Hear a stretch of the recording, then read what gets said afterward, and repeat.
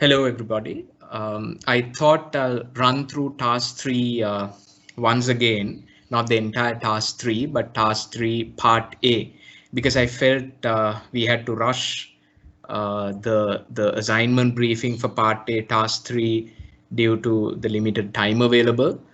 We just completed theory which is related to that area, but then we didn't have sufficient time to go through the assignment briefing. And apart from that, I felt there was a little bit of overlapping areas as well, because task 3 part A, there are two elements. One is to evaluate the environmental trends which are driving changes in stakeholders' digital behavior. That's one element. And the other being justifying appropriate strategies for digital communication. So then again, under task 3 part C, there is a digital communication strategy that the examiner wants us to present. So where do we draw a line? So I was able to clarify some of these points with the examiner himself. Um, and there is a little bit of clarity that I thought I'll do a quick clip just to brief you on part A under task 3. Part B and part C, we will try and cover that next Sunday, hopefully, when we meet. So moving on, I made a small simulation so that we can look at some examples as well, just 5 slides. So the first part of task 3 part A is very clear. You need to evaluate environmental trends which are driving stakeholders' digital behavior, right? So then there were some questions asked after the assignment briefing. Do we have to analyze all stakeholders, right? Or should we select on few stakeholders? Do we have to select customers, or else do we have to select the segment that we proposed for the assignment? So these were some of the questions that were asked. So the answer is, here you need to do a general analysis about the environmental trends which are driving stakeholders' digital behavior. So when you say stakeholders, when you talk about these digital behaviors, right, or these technological changes that are happening, or as the environmental trends, when you're talking about them, touch on your key stakeholders. It can be your suppliers, your customers, your distributors, your intermediaries. How have they changed in general? Don't pick one stakeholder. Now, something that you need to remember is that this entire task 3 has a word count of 1,500 words. So that means every subpart is equally divided in terms of marks. So that means you can only write 500 words, right? For each part, you will have to limit your answer to 500 words. So keep that in mind. So the examiner is not asking for a very comprehensive, detailed analysis here, right? But we discussed about some environmental trends. So if you go through these points, digital disruption, yeah, how we do things, how we purchase goods and services, our suppliers, how they supply to us. If you look at your intermediaries, all these interactions have got affected due to digital disruption. So you can talk about that. And then, of course, we spoke of the decision-making journey using digital channels, challenging the traditional purchase funnel, right? Now the decision-making journey, the circular journey we spoke of, where there is 0 moments of truth, and then how the number of options that considered will keep growing during the search phase, right? Earlier, the funnel looked top heavy and bottom narrow bottom, where you had many options at the beginning and then you narrow it down to one option. But now things have changed.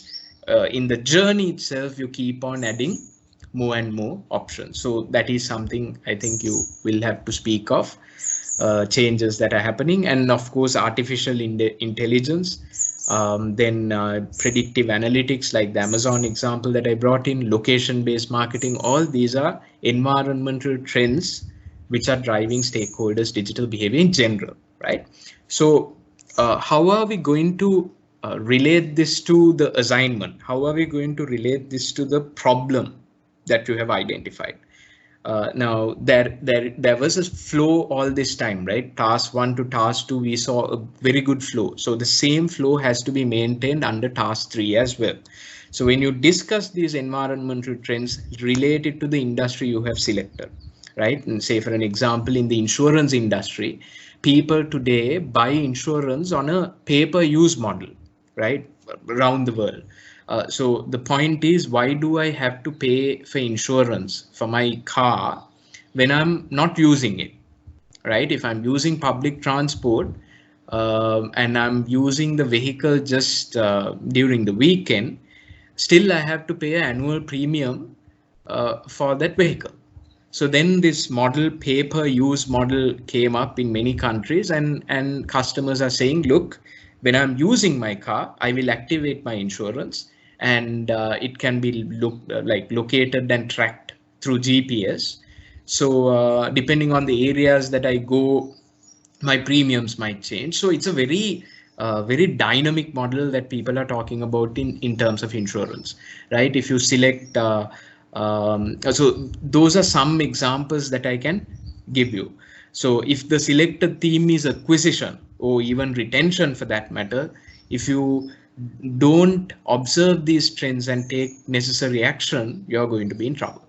So remember to relate it to the industry and also to the theme that you have selected. That's very important. And if you take banking industry, how online banking has changed the traditional banking dynamics, right? And that we need to be agile to those changes. If not, we might not be able to acquire new customers. We might not be able to even retain customers, right? So you can link it to the theme at every point when you're talking about these environmental changes, trends. Please relate it to the theme that you have selected and the industry that you're operating in. And finally, in new product development, I think I gave you this BMW example, engaging your customers in the new product development process, right? How best you can do it using your website or whatever, right? So these are few things that you can talk about the environmental trends in general, but make sure that you relate it to the industry and the themes that you have chosen. And then moving on to the second part of part A, where you have to talk about a strategy. Remember, you don't have to detail out a strategy, right? Because a communication strategy can come into the part C of task A. Task 3, right? Not part A. So it doesn't have to be a detailed out strategy. You can use a model like Peso to talk about the various channels that are available. Now remember, when you get into part B of task 3, you have to break this down. Each channel will have tools, right? If you look at paid media, your website, or as let's take own media, your website will have to come in under own media. So if that's the case, website can be the tool that is available to you, right? Or else Facebook, in terms of shared media, Facebook can be the tool that is available to you, not the channel. So the channels can be paid, earned, shared, and owned. So we can break this down later under part B of task 3, where you have to look at each of these channels and tools available and talk about the pros and cons, critically appraise the pros and cons of these channels and tools, right? So that leave it to task, to task 3 part B, and I will further elaborate it next week when we meet with some examples, right? Here you just need to outline a strategy and justify it, right? So when you do that, content becomes important, because you need to now, before you use any channel or tool, remember you need to have a good content strategy, right? So you can bring in content, right? and have a small strategy laid out for that content. Tell the examiner exactly what you need to communicate, right? Now you should have a good idea about the content that you want to communicate. If I give you some tips, you identified some gaps, you analyze the company's corporate personality, you analyze the company's corporate identity. So now you should know what exactly this company's content should be. What should we push through our digital platform? So content strategy becomes an important element when you talk about strategy broadly, right? So apart from that, paid media, you can talk about various paid media available, right? You can look at maybe earned media like PR, publicity, bloggers.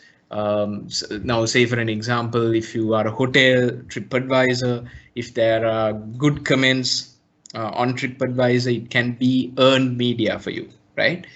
You have not paid for it, but due to your good behavior, you have earned good reputation, right?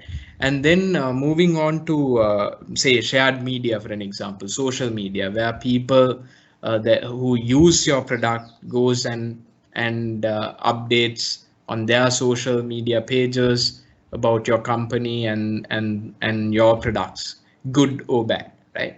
So that can be shared media. And then of course you have your paid media, where you pay for search engine optimization, you pay for affiliate marketing, you go and put a banner advertisement in another website, all that gets into paid media. And then under own media, you can talk about content, right? Content becomes a very important element that you need to complete. So I have brought this example from Kalani Cables, and I will use Kalani Cables for the rest of the simulation as well when we brief part B and part C. So here they are also talking about a content strategy where you create content for at least 3 months ahead, plan a key post every week, and then plan about 8 sub posts per month. Keep variety when using posts, like share link shares, albums, gifts, animations, etc. Original and unique content, always focus on original and unique content.